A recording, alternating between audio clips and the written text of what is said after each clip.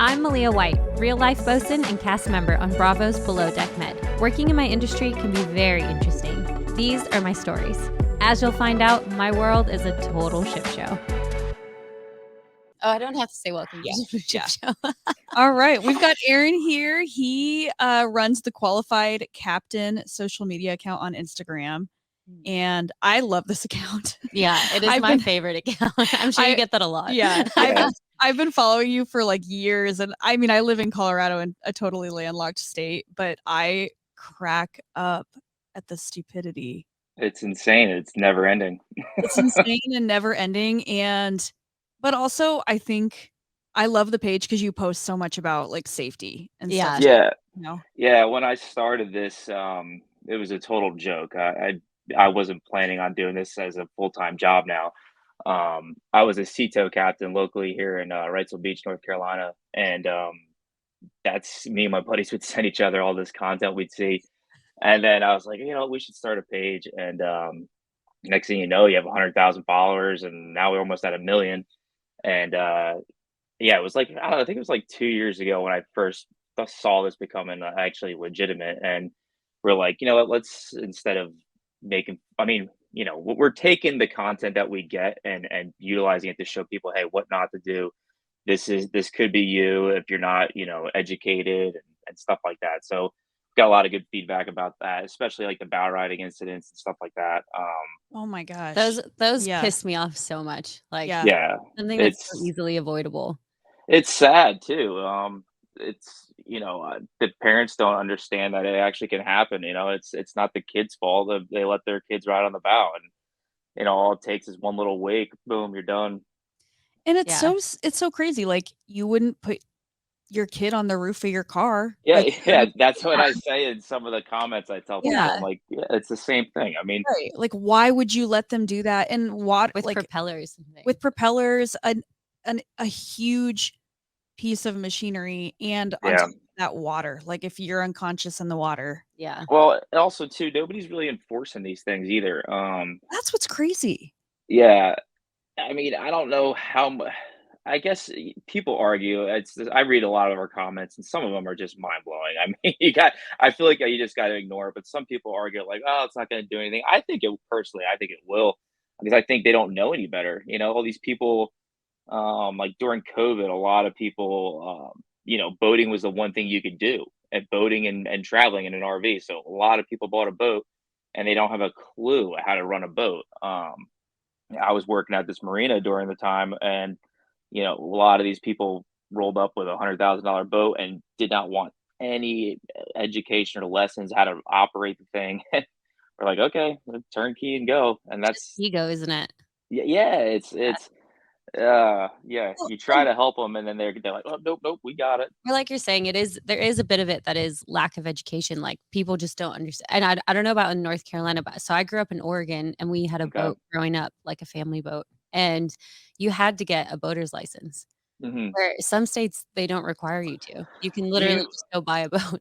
Yeah, every state's different. I think North Carolina, if you're over like the age of 26 or 27, you don't need anything. Yeah, that's wild to me. Yeah. That's insane. Like you need a driver's license to get a car. And even with a driver's license, you can still be a horrible driver, And so the same for boats. Yeah, we have a small little boating safety course that we offer on our website. I teamed up with a guy down in Florida. His name's Chris, with Lazy Locations, and he just did an online course. It's super easy. It's more than just your boating safety course. Like, he teaches you things that you wouldn't think you should, just how to operate a boat and come up to a dock at a restaurant, how to what's the word? Like, how to show etiquette in those kind of situations. So because everybody gets so nervous, and that's the thing that we want everybody to enjoy, but be safe at the same time. So yeah, that's great. I mean, especially in Florida, I think we see a lot of these incidents on Qualified Captain are out of Florida. Yeah, Miami, it's crazy down there. Yeah, and I feel like I don't think they have any restriction. Like, going up the intercoastal, even sometimes when we're bringing like our tenders and things up, you're like, just stay clear of these people because they don't actually and rules. That's we call those people out. That's another good thing about, I think, our page. We're starting to work with like I wouldn't say work, but we communicate with local law enforcement and stuff, and it's easy to track these people down. I mean, we have over almost 1 million people that follow you, and most of them are in that area. If we post something and there's a lead to some kind of incident, we get the information and I relay it to those guys. Yeah, Like, well, that oh incident just recently, right? yeah, yeah, Throwing the bottles into the ocean. the bottles, all the trash. When people wake and they damage boats, so we can sometimes grab the serial number off the videos. Um, what else? There's one I posted yesterday. I don't know if you guys saw this guy. I guess it was a stolen pontoon boat. They tried to back it into the boat ramp, and it was just a fiasco. And meanwhile, they could have probably, well, first of all, it was stolen, so that's illegal right there. But Yeah. I mean, usually if they're these people have been dumping these boats in the waterway, and so yeah, the local law enforcement's reached out to me right now. And we're trying to track this guy down. I mean, what they did, they literally just dumped the thing and tied it up to the mangroves, and it's actually a serious problem. It's not just in Florida, it's like all up and down the East Coast. A lot of these people are realizing boating's not their thing. They can't, well, it's mostly like bigger sailboats. They just have Right. nowhere to put them. You have to get a travel lift to lift these things out, and they'll go cut the serial numbers off, ditch the registration numbers, and just let the thing sink. Yeah, It's like, maybe they can't afford them anymore, or they Yeah, it's terrible. And they leave them out these mooring balls, and usually don't have insurance, so and nobody's there to salvage it, and who ends up paying for it is us, like our tax yeah, money. that's insane. Well, not to mention, like, the hazard it would be just having a sailboat, like, floating around, like, Oh yeah, and all the hair, and it's that's yeah, it's yeah, disgusting. There's oil and crap going everywhere. It's a yeah, mess. yeah. Wow. So So, yeah, okay, so, well, you definitely have the whole yachting world's attention. I think everyone I know in yachting follows you, and they're terrified yeah, to end up on qualified captain. yeah. I never realized. I mean, I guess I can see it now, but initially I was like, wow, this is becoming pretty popular in this industry. I think it's good because, I mean, not just in, like, a funny point of view, but it's, like, it does put that pressure on the people, like, professionals in the industry as well that, you know, you do need to do things correctly, obey the laws, go slow when you're going in and out channels, like, because now you can be held accountable. Yeah, yeah, no, it absolutely, keeps the people on their toes. We work with, Ride Dry, Drive Dry. I don't know if you guys seen those guys Yeah. down in Florida, nonprofit, and, we it's just important. We've all been there. It's everyone wants to have fun on the boat, but whoever is gonna, take everybody home that night, just, can't. It's like a car. You can't be drunk. Um, and also to remind people, stop running wide open at night. There is no need to do that. No. I see. When I worked in the water with Cito, I'd see it all the time. I saw stuff I didn't want to see, like Uh, really sad stuff. But yeah, like people see, hitting the rocks at night or yeah, but nobody publicized that, and really until we did. So yeah, that's true. Like, you don't really hear about boating incidents as much. I mean, even with yachting, unless it's like a major thing, it kinda stays out of the head. yeah, Like, not many people know. Yeah. no, nobody really knew much about. I get people that ask me all the time. They're like, "I never knew my truck could end up in the water at the boat ramp," or "I never knew like bow riding was bad." And Yeah. it's like, Yeah. Because these are probably people that have gotten a boat, they didn't take the boater safety, and they're just kinda like, "Oh, well, what could go wrong?" Kind of yeah, yeah. And yeah. they utilize our platform now, which is good. We're gonna offer. I'm working with a couple companies now where basically you can hire an insured captain um, wherever you live. You can basically type in your zip code online, find a list of captains, and yeah, they can go in there and teach you and train you how to operate your boat, whether it's a 20-foot boat or a 60-foot boat. That's a So great idea. That's yeah, awesome.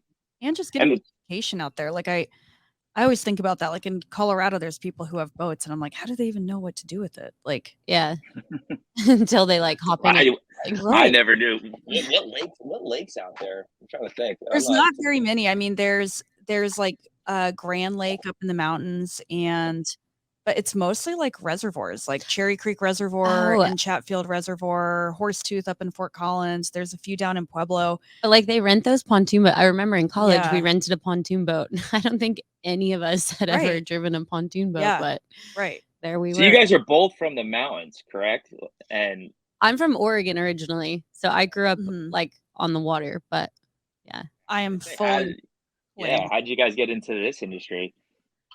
I'm not in this industry, so I am a financial advisor, and Malia and I are just good friends, and she was like, "Do you want to be my co-host?" Like, for the layman who is interested and follows this stuff but doesn't know Yeah. anything about it. Like a lot of our listeners are people that they don't live on the ocean. They're like Amanda. They Yeah. don't know much about yachts or boat Yeah. safety, so she's kind of like, here to represent that. Like awesome. ask the questions that those people would ask, because Ask away. right. Yeah, like I think it's Well, I have a question. Like, well, I'm sure you have, but have you had people respond negative, like they've been posted and they get really upset and Believe it or not as much as I thought. okay, that's good. Yeah, I mean, I've never had somebody actually call me out and actually like threaten me or anything like that. Which, when I first started this, when we started getting big, I was like, I don't want my name being out in public. But I mean, at this point now, I think people realize, and I do a lot of research before I post something. Yeah. I like to reach out and find out, like, hey, tell me the situation. Was it mechanical? Were they drinking? Well, want to hear the details before we put somebody on blast, because the last thing I want to do is post somebody and realize, oh, it was major mechanical malfunction, whatever it might be. Yeah. Because that can So happen. Like that happened with Motor Yacht Go. And yeah, everyone's quick to like blame the captain, but then they found out it actually wasn't the captain's fault at all. yeah, is that what sometimes happens when people like some of the videos you've posted where the boat is just going like straight into the dock or something like that? Does it happen where something what can happen? They there- can't get the boat to stop or turn the engine off? maybe not necessarily there, but like, um, there's some times where I've heard a story where their kill switch lander didn't go off, didn't properly work. Mm. Um, but that's really not. I mean, most of the time I see like mechanical problems is like bigger yachts where, Yeah. and people are so quick to say, "Oh, that captain sucks. He couldn't get it in the slip." I'm like, "Nah, you go up there and run a 200-foot boat, and you tell me like what you would do." Some of these guys handle those situations very well, and that's why I like to hear their stories. And Yeah, like, but they praised him. Like, the crew was like, "No, our captain did everything." yeah, it could have been like way worse, Yeah. I mean, Um, there's so many elements that you're going against when you're the captain of a ship like that. But I'd say, like, There's these instances, it's human error. It's people being no, stupid. Yeah. yeah, and that's what we try to avoid is like, and if somebody else posts a video that I see, like, hey, that was not anybody's fault. Yeah. You should probably think twice, or actually, maybe you're the one that's not educated. So, but no, when we were in Fort Lauderdale, I mean, at the Fort Lauderdale Boat Show, I don't know if you guys ever been there. If not, I highly recommend going. It's an incredible show, and watching these guys put these big, 200 footers in these tight little slips is unbelievable. Yeah. Hats off to all those guys. Yeah, I love the Fort Lauderdale Boat Show. I mean, it's always nerve-wracking as crew as we come in. I'm on a 72 meters, so like a 340-foot boat, and our captain brought it into West Palm, and I was like, "This is amazing." What's the Fort Lauderdale Boat Show? It's incredible. It's the biggest boat show in the world. Okay. Yeah, of yachts, like super yachts, and all the new toys, and every year, there's West Palm Boat Show as well. Yeah, you should come out for one. That would be really fun. So you were there this year. Damn, I wish I would have known. No, I was in Fort Lauderdale when it was going on, but I was skiing. My boat wasn't there. My boat's in Europe at the moment. So Gotcha. yeah. Okay, well, that's good to know that not too many people react badly, I guess. Well, yeah, no, and that was one of my biggest fears. I mean, I've done a couple podcasts now and interviews at the boat shows, and I'm like, I don't know if I want people to know who I am, just because the wrong person could be really upset. But no, I've had people even reach out, say, hey, like, it's just, most of the time it's just a laugh. Yeah. And if it's really bad, they deserve to be called out. Exactly. So, yeah, that's like those kids, like all those kids knew better. Like that pissed me off. That was such a, like, it's $1 million boat, and they're out there just, I don't even think most of them are 21. And yeah, just going crazy. Yeah, that's a lifestyle thing that is not great. It is. That's a good way to say it. Yeah, and it's like a social media thing now. If they're doing it, like, cool, I want to go do that now too. Yeah. Hey, we call them out, so I don't think that anybody wants to do that again. Yeah. Yeah. The one I was showing, well, Katie's here for an event that we had, and I was showing her the page. She had never seen it before. Really? Yeah, In and yachting? I was showing I her guess the like the deck page. crew love it. I don't know Yeah, about the interior. right.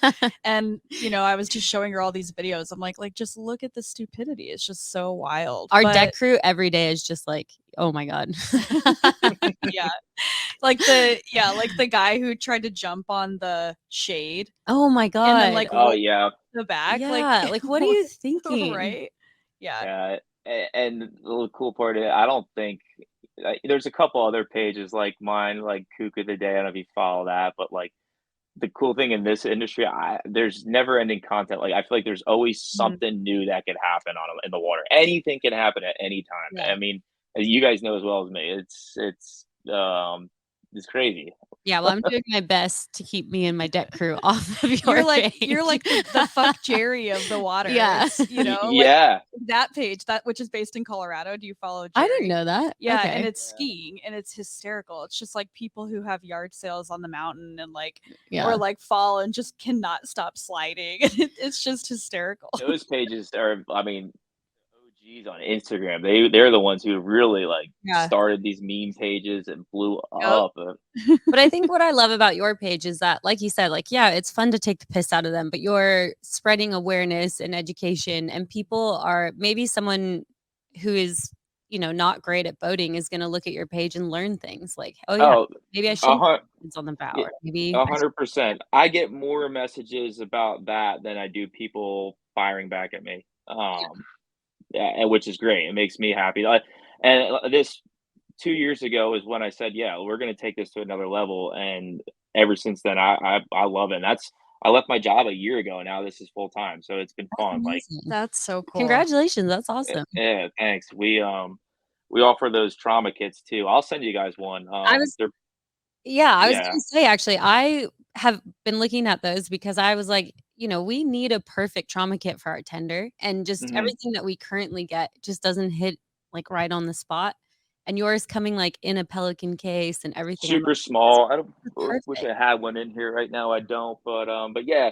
I mean, I bring it on my backpack when we're Yeah. hiking or hunting or something like that. So I bring that thing everywhere. It's super easy, light, and it's got three most important like stop the bleed essentials. That's the most important thing. Mhm. Yeah, and, like, for me, we always have first aid kits on us, but having one Mhm. that's small like that and I can take anywhere, and it has, like, a tourniquet and stuff, right? Tourniquet, a chest seal, and just and some minor survival things just in case you get stuck out there for more than a day. Um, Wow. Just yeah, most important thing is stop the bleed, like, how to properly use a tourniquet or a chest seal, and we all have actually, those videos are on our website too, so if anybody's interested, they look to check those out 'cause I've had a lot of people buy our trauma kits, and they look in and I don't know how to use tourniquet, so yeah, we made a little video just kinda break it down. That's Um, That's awesome. so awesome. Yeah, I'm gonna yeah, definitely get one of those, I love them. This is a perfect yeah. example of like social media that's For actually the for good, good. yeah. Yeah, like Yeah, change, that is safety yeah. awareness. I think I love it. It reminds like there's like, all the leave no trace. Like when you Yeah, go when you go climbing climbing and or hiking and hiking stuff. and stuff like that, you're like leave no trace. And I think that the same should be done for the ocean and the people who love the ocean. So I think just making people more aware of that too, like that aspect of it, like Mm. the littering and just And awesome. we also try to update people with like new laws that are in effect on the water. What else? Like updated charts in local areas just to see like or not charts, I guess there would be surveys just of the bottom just to see because I mean some spots the inlets change all the time. So we try to do that for local people.